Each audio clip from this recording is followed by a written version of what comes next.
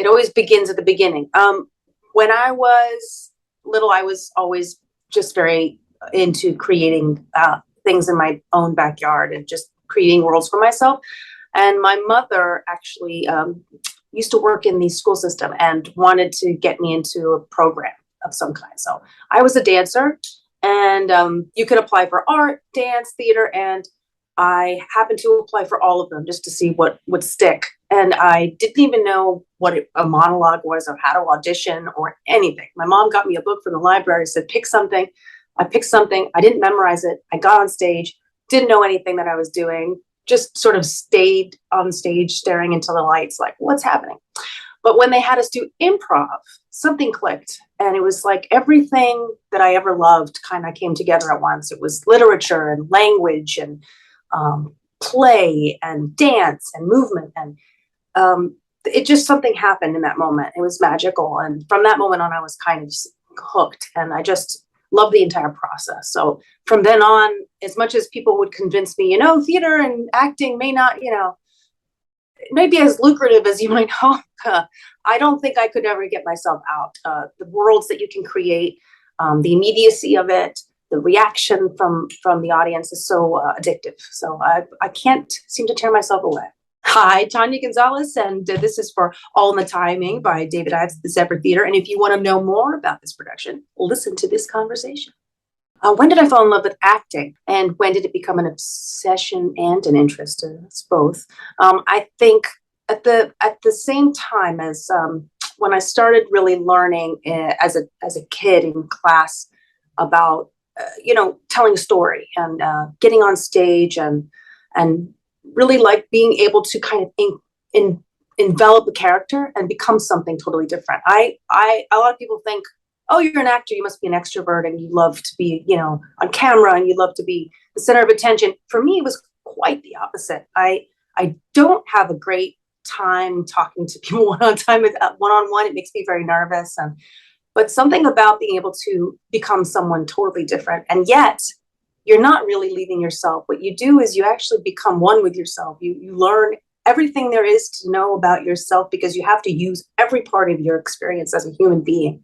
And I think that is what is so addictive for me, and why I love acting, because it really is, it's not an escape. It really is, you cannot escape yourself when you're an actor. You must confront the human dilemma every time you're on stage, and in a good way. And sometimes it's difficult. It's easy, but it's hard to do, but it's not a complicated process. It's just hard to confront, which I love. I like that challenge. I think theater is a unique platform, if you will, for the actor and for the audience, because you can watch TV and you can be totally involved in a story on television or in film, and it's such a dynamic experience in itself. But theater, you can't be in an audience as an audience member and not be forced to engage with the person in front of you. And as an actor, there's the beginning and middle and end that you can tell. As soon as you step on stage, anything can happen.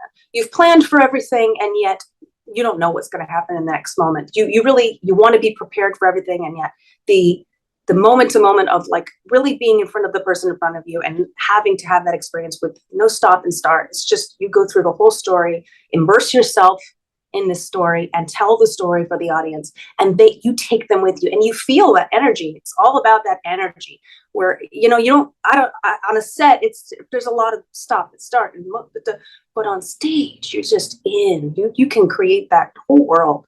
And there's really nothing like it. It's addictive. And like you said before, it's an addictive experience. Process for bringing a character alive in a play production. I think, over the years you develop a basic process, but every production is a little different. Every part's a little different. Every play is a little different. But what I begin with always is read. Just don't try to tell the story the way I think it should be, but to let the story that the author is telling me hit me, and kind of on a subconscious level.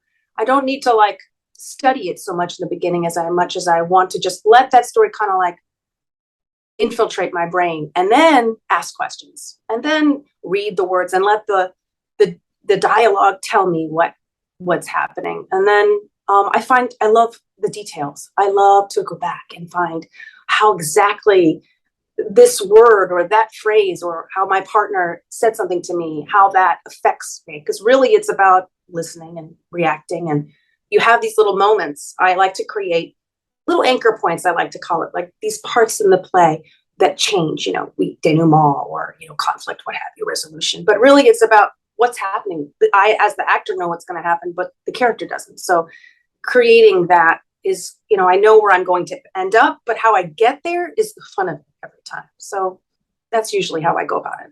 How did I hear about All in the Timing by David Ives, and why did I need to be a part of this production? Well, I was lucky enough. My husband is a director and an acting teacher, and I help produce the class that he does. And one of his students very much wanted to do something special and really find a way to put himself out there. And between my husband and this actor, Patrick Warburton, they decided, let's go through everything. What can we do? And my husband, Michael, kept coming back to All in the Timing because it's fun, it's funny, it brings you in, it engages you. And yet at the same time, it's a bit subversive. It kind of makes you question your reality a little bit, which I love. And so, of course, I came on board at any opportunity I get to work with my husband and I get to act on stage. It's always exciting. So, but this particular production, we're lucky enough to have Patrick involved and Talon working together, which is fantastic.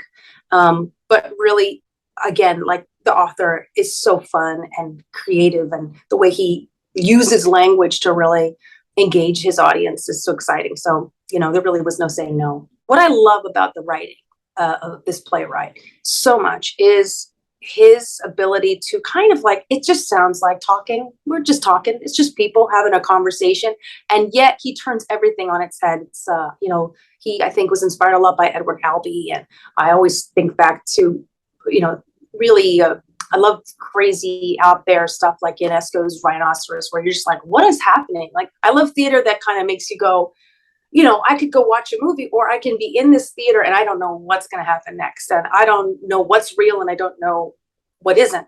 And that's what I kind of love about his writing, is it starts so normal with just people being people. And yet, what is life? It kind of brings these big questions about what are relationships? How do we get through? What's mortality? And yet he brings it up in such a way that you're you don't even realize that you're questioning these things until after the play's over. He's great at short form, and I love it. I love the audacity. So I get to be a part of universal language and the story arc for my character and the story itself. It's, I play Dawn, this lovely young woman who has a stutter and has difficulty getting through the world. Her perception of how people perceive her and how she gets through is challenging. And I think all of us can relate to that. And here she wants to find the answer. How can I, what's the answer to solving this issue in my life? And she's looking for some sort of connection. And when she sees an ad in this paper about how I can learn this universal language, I'm gonna be able to, this sounds so engaging that maybe this will be the answer. She finds out that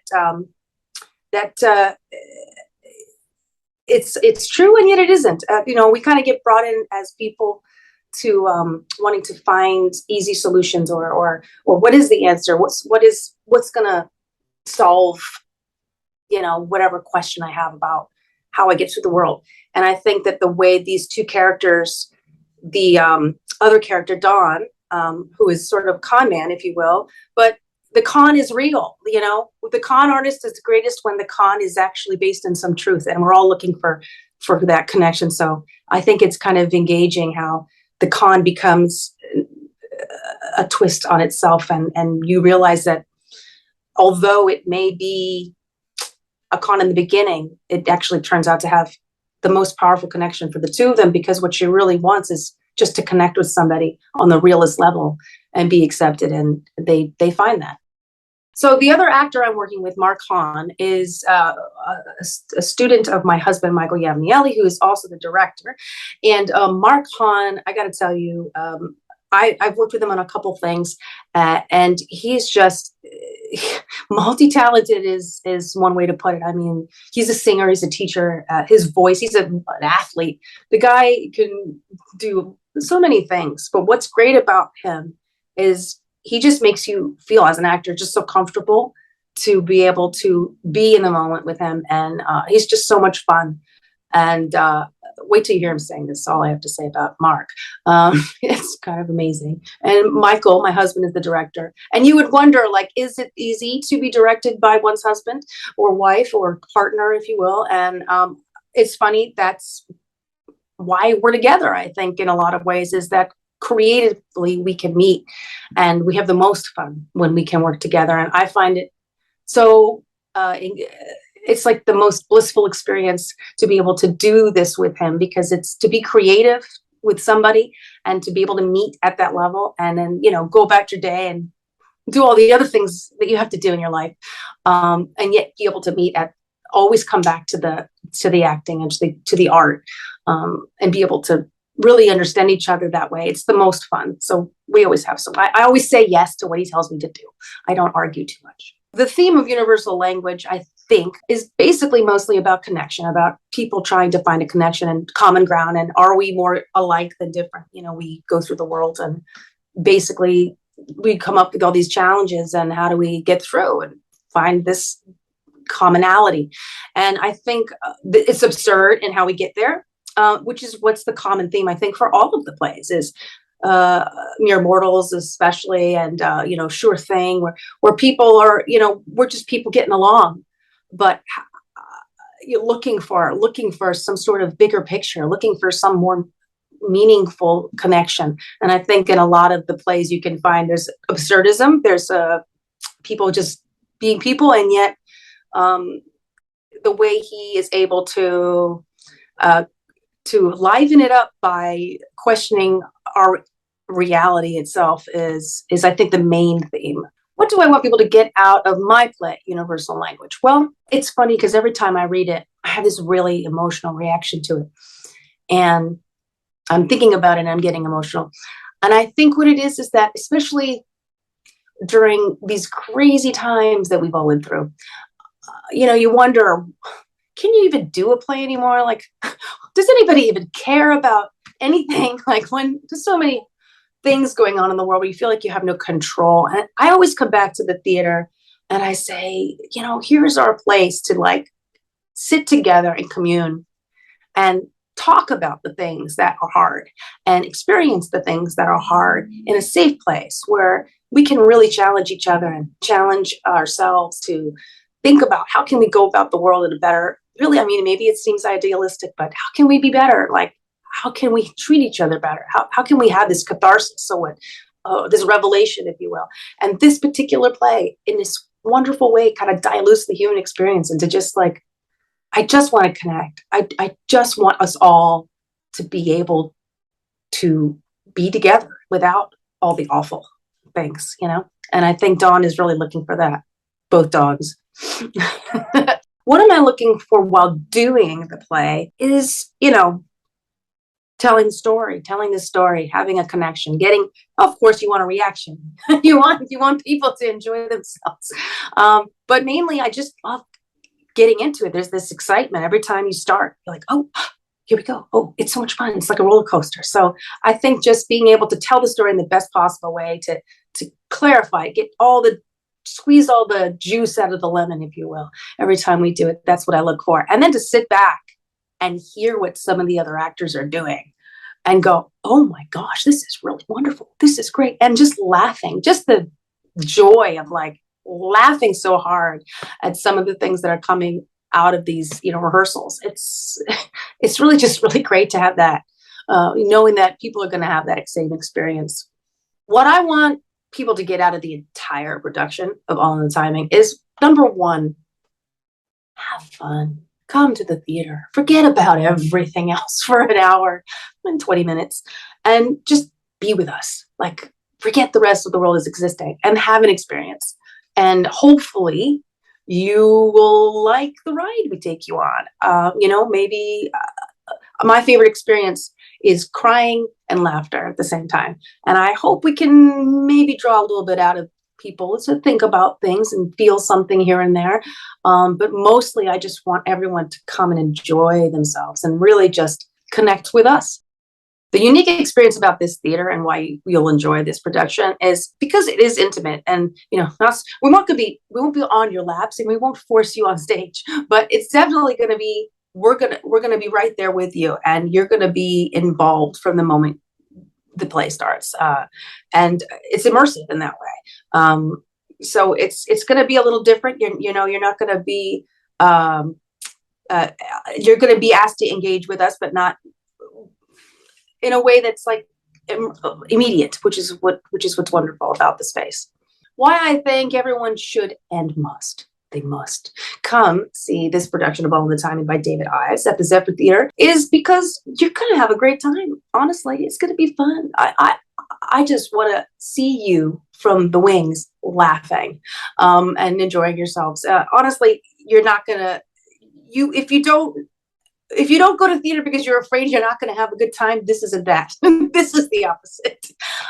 Really, it's going to be so much fun. The reason why I think small theater and theater in general is so important is because, we have the opportunity to tell stories and to be creative and challenge people in a way that without theater, it just doesn't exist in any other format. It just doesn't. There is nothing like it. And that's why it still is here. But why we need to have voices that are heard and have the ability to say things and do things that aren't going to get the support of, the masses. Or we have to be able to have that freedom to say things or challenge people in a way that they're not going to have walking down the street or turning on the television. Not that I have anything against TV. I have all my favorite shows and all my favorite films, but theater is different. Theater forces you to engage. I mean, not just because you aren't allowed to turn your phone on, but it really makes you feel something. There is nothing like having energy forced at you and receiving and giving in that way. There's nothing like it. And smaller theaters are where actors can go to have fun and really engage and do things that they can't do on the day-to-day jobs that they can go to get the big money. This is where we go to have fun. This is where we go to get creative. This is where the real good stuff happens, the real art. And we need support like that because I think people really, really do crave this kind of art. We can talk about art in a highfalutin way. What is it? But really, it's just about challenging people to look at the world in a new way. And who doesn't need that? The actors in this play, every single one of them, whether they be a student of the studio which we run, or whether it's just a friend that we've asked to join us, every single one of these actors brings a unique sense of humor and experience, and every single one of them is just doing something completely different every time we're out there and playing. And I'm just so fortunate to be amongst people who just get it, and really like to get out there and play. And we're so fortunate to have Patrick Warburton come and his son Talon working together, because Patrick really is, he's just, you hear his voice and you're brought back to every single character he's ever played. And he's got the goods, it's just so fun to sit back and watch. And everybody who's playing along and every actor involved it's just, a true love for the experience and for the art, and not just to get out there and be seen, but to play, which is for me the best. Hi, I'm Tania Gonzalez, and I'm in Universal Language, which is part of the All of the Timing David Ives production at the Zephyr Theatre. And you've got to come because you are going to have a good time. Forget your worries and just come to the theater and enjoy a night of good time. And we'll challenge you to have a good time. We'll challenge you.